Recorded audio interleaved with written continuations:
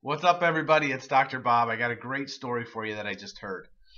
There's a big church, and their head pastor was sick, so they asked a guest pastor to come in and do the sermon and the message that week. And he delivered a knockout, awesome message. Really got everyone's attention, and they loved him.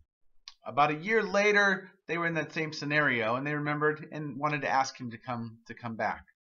But they also knew that their head pastor was going to be leaving, so they were kind of interviewing him to possibly lead their church. So he came back, and he delivered a great message again, but it was the same message that he did when he was there a year ago.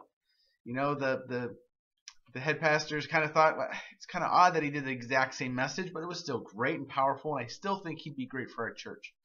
So about 2 months later, they approached him and asked him. They wanted him to come and lead their church, and he agreed. He thought it was a great community and a great opportunity.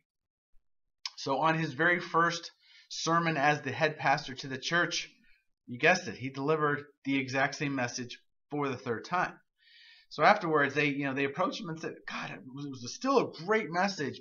Well, do you know that you've delivered the exact same message 3 times in a row?" And he said, "Well, I'm glad that you noticed that." He goes, "I figured once everybody actually does what I'm telling them to do, I can move on to my next lesson."